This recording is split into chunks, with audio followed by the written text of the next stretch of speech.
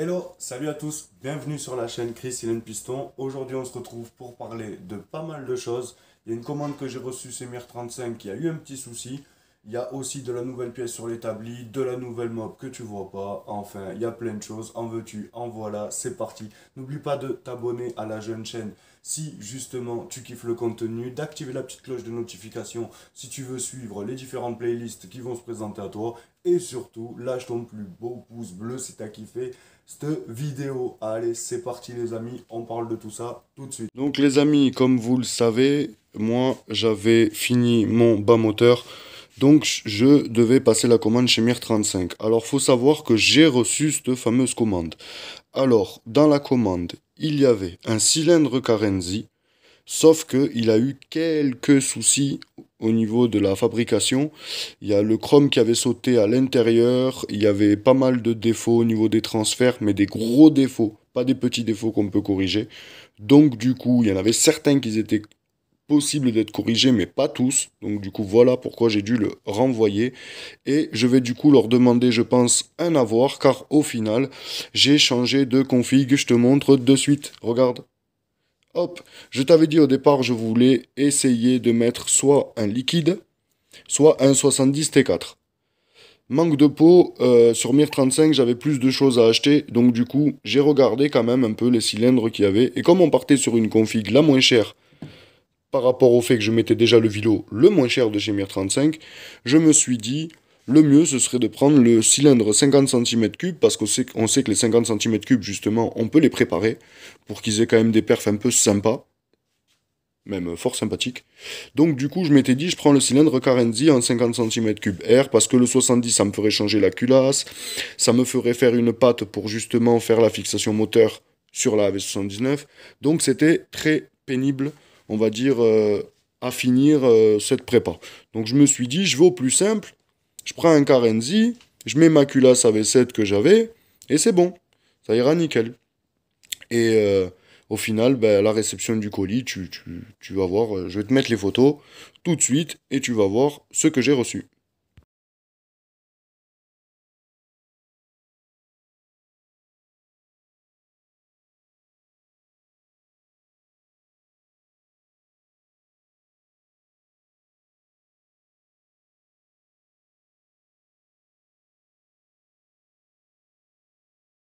Donc tu as pu voir la config que j'ai reçue et que je t'ai dit que j'avais un liquide, je t'explique tout de suite le liquide. Le liquide, c'est le moins cher du marché. Donc là, on reste aussi sur la même base, le même thème.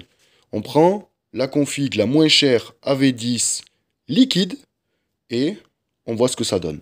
Donc, j'ai acheté un cylindre reproduction MBK 512 turc, je pense, hein, on va pas se mentir. Hein. Et il a les transferts, comme tu peux voir, arrière, qui sont justement un peu plus gros l'un que l'autre. Je vais te faire des photos, on va voir ensemble comment ils sont les transferts grâce au piston, car comme tu vas pouvoir voir sur le piston, j'ai fait des marquages pour voir exactement comment je tombais et je vais t'expliquer tout ça. Donc ça, c'est un cylindre que j'ai payé à un ami qui est administrateur du groupe MBK 51.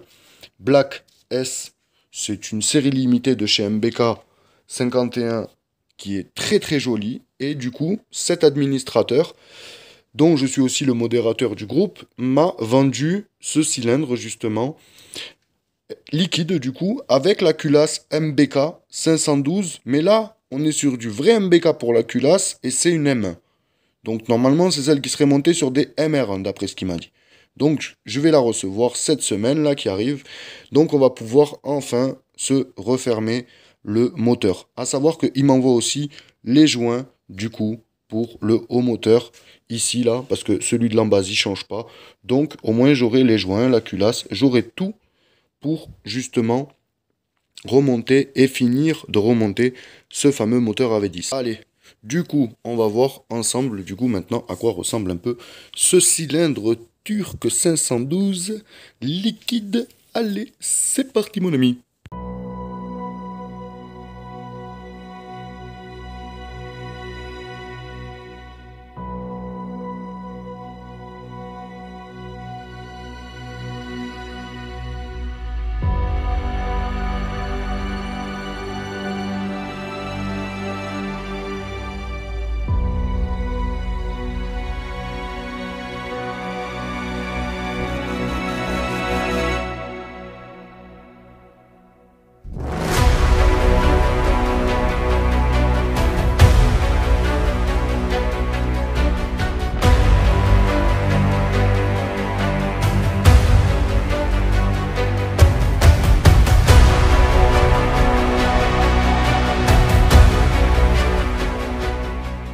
Maintenant que tu as eu une petite vue d'ensemble du cylindre, je vais te montrer à quoi correspondent ces deux traits, plus ces deux-là. Alors, ces deux ici correspondent à ma petite gorge à segment, ici, que tu retrouves ici et là. Voilà. Donc j'ai reporté les traits pour pouvoir voir où tombent les segments, les ergots du segment, par rapport justement aux deux petits cylindres arrière. Donc je vais te montrer tout de suite. On va pouvoir mettre le piston, se le mettre à l'axe. Voilà, hop. Tac. Hop, je vérifie bien qu'on est bien à l'axe. Nickel. Voilà. Normalement, là, on y est bien. Voilà, parfait. Donc, tu vas voir que les deux traits tombent à l'extérieur des transferts. Donc, ça veut dire que ici, tu as un transfert arrière. Ici, tu en as un deuxième. Et les traits, comme tu peux voir, ils arrivent pas très loin, mais pas non plus proche non plus. Et ça va nous aider. Pourquoi? Ces traits, je les ai faits. Parce qu'en fait, j'ai un transfert. Tu vas pouvoir voir, j'en ai un qui est plus gros que l'autre. Donc celui de droite est plus gros que celui de gauche.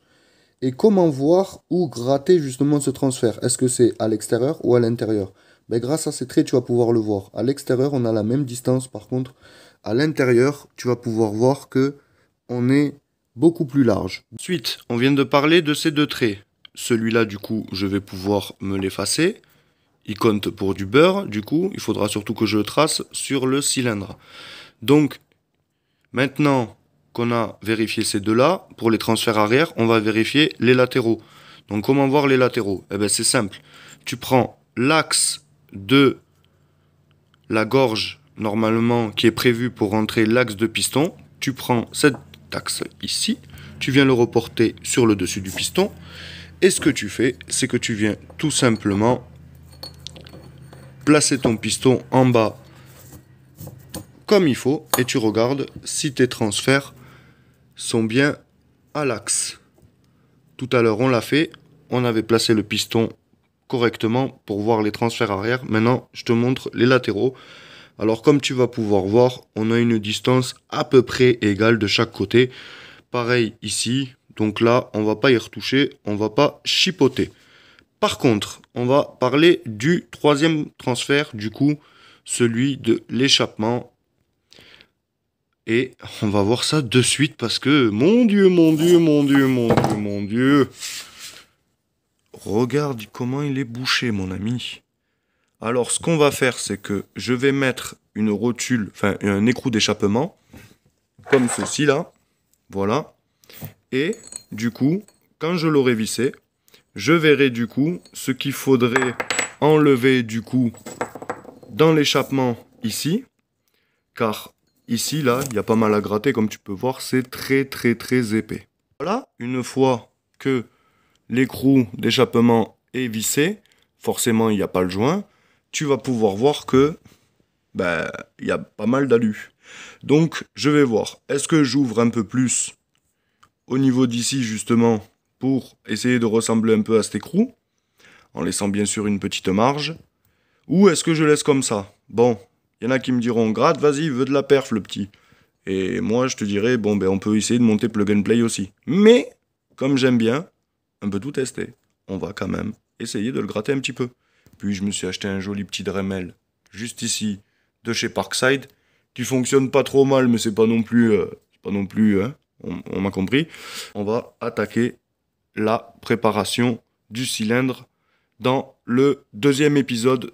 Justement, on va commencer à attaquer la préparation et la fermeture définitive du haut moteur 512 liquide. Au moins, vous aurez vu entièrement à quoi ressemble ma prépa avant que je la monte. Au moins, même les personnes qui s'y connaissent pas trop, eh ben, ils ont quand même pas mal de renseignements. On n'oublie pas, moi je monte une cage à aiguille mal aussi, et que le variateur est à galet. Voilà, je le précise bien, avec fonction embrayage. Hein. Donc voilà, je le précise bien, au moins Ça, c'est dit. Et surtout, je vais recevoir du coup dans la semaine les commandes du coup, la commande du coup de MIR35 que je vais faire avec les patins ici pour l'embrayage et du coup une nouvelle joue fixe car celle-là est dans un bon état, ça va, mais je la file à un ami.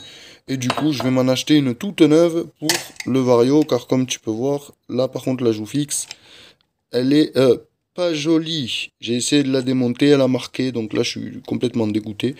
Je vais la changer. Bon, après voilà, elle n'était pas dans un super bêta, donc je vais la changer quand même. Ça sera pas une grosse dépense. Ensuite, les amis, de base, je sais pas si vous vous rappelez, la 79, on ne pouvait pas, justement, mettre un liquide. Pour plusieurs raisons.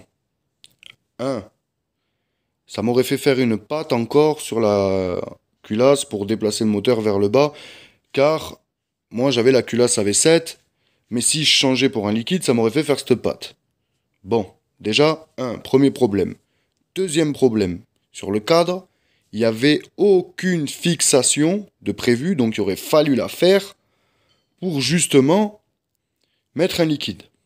Donc maintenant, tu vas comprendre, il y a eu quelque chose, la 79 est partie de l'atelier, mais quand je me retourne, je pense que vous allez être aussi content que moi.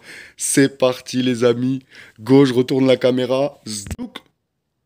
Waouh, une petite Mag Max mon ami, peinture pailletée, année 92, avec le radiateur dessus, les durites d'origine. J'ai juste changé les colliers, elle a juste subi un nettoyage car elle dormait dehors. Donc comme tu peux voir, le radiateur est comme neuf. Ça a été tout nettoyé. Les écopes de côté sont relativement propres, hormis celle-ci qui est un peu cassée. Mais tu ne t'inquiètes pas, ça tu le verras en vidéo, on va la réparer. Le cadre, il y avait 2 stickers mal aussi. Alors j'ai réussi à en garder un que je vais refiler justement à l'ancien proprio ou que je collerai sur un tableau ici dans le garage pour justement faire un peu de déco et me rappeler un souvenir de cette mobilette à l'époque. Le propriétaire m'a retrouvé aussi des marchepieds, on va dire, des petits caoutchoucs là, d'origine. Donc là, nettoyer, c'est magnifique. J'ai mis du coup la poulie, enfin le plateau, pardon, justement de la courroie, d'origine. C'était celui qu'il y avait sur la V79. Et il tourne plutôt rond. Le bras oscillant, c'est celui d'origine. Donc ça, il n'y a pas de souci. Juste sur celui-là, il manque la petite patte ici pour venir mettre la béquille. Mon ami qui m'a justement fait le bras oscillant, je vais lui demander de me faire la petite patte. Il y a un amortisseur sur les deux, mais on cherche le deuxième. Et le cadre a un seul petit défaut. C'est ici. Il y a une légère cassure ici, donc il va falloir la souder et après il n'y aura plus de soucis. Ici, la peinture, comme tu peux voir, elle a relativement morflé, donc il va avoir une peinture à refaire. La fourche d'origine et les jantes ne sont pas présentes, mais tu ne t'inquiètes pas, je vais m'amuser à retrouver ceci. De ce côté-là, l'écope est nickel. Il n'y a aucun souci, elle est en parfait état. Comme tu vas pouvoir voir, les supports moteurs vont être changés, les 2 petits cylindres blocs. Et on va en profiter pour, je pense, faire un décapage de cette peinture ou un ponçage. Mais en tout cas, ce qui est sûr, c'est que le cadre, il va avoir une nouvelle peinture toute neuve. Ensuite, le réservoir. Je vais prendre de suite la petite LED là et je vais te montrer. Oh, je suis content. Il est beau le réservoir lui aussi. Il est très très beau. Pourtant, de l'autre côté là, il y a le robinet d'essence et tu pourras voir qu'il n'y est pas. Je vais te montrer juste après, mais tu vas voir l'état du réservoir. Tu vas être surpris. Regarde comment il est relativement nickel. Il y a quasiment rien quoi. Donc là, je vais pouvoir commander chez Mir35, je pense, un petit traitement Restom, justement pour pouvoir mettre ce réservoir nickel. Parce que là, il n'y a tellement pas grand chose que ça vaut le coup de le faire, le Restom. En plus, il n'y a pas de fuite, donc c'est parfait. Donc voilà, je referme le petit bouchon. Et puis, je pense qu'on va pouvoir se quitter sur ça pour ce projet. Donc, comme tu as pu voir, la 79 est partie. Une MBK 51 Magmax a pris la place. Tant mieux, parce que sur l'établi, j'ai une super config liquide. Donc, on va pouvoir s'amuser. Sur ce, je vous souhaite à tous un excellent dimanche. C'était Chris. Et n'oublie pas, reste bien jusqu'à la fin de la vidéo, car j'ai quelques petites images du Push Maxi qui devraient te plaire. Allez, top pet!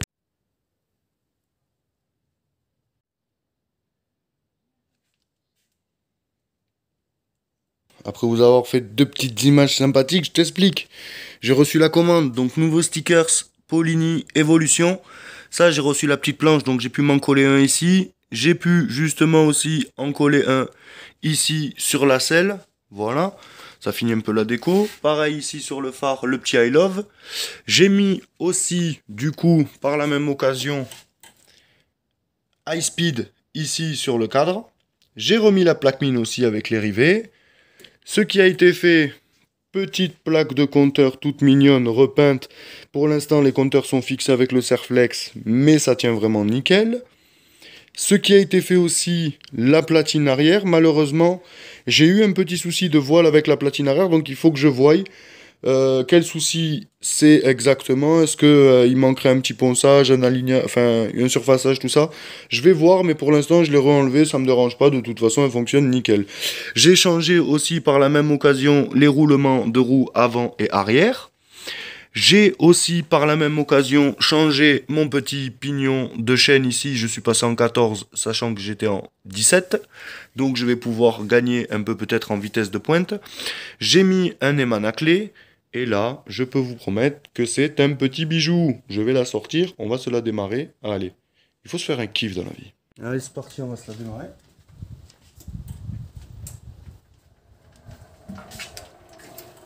Ouvrir l'essence.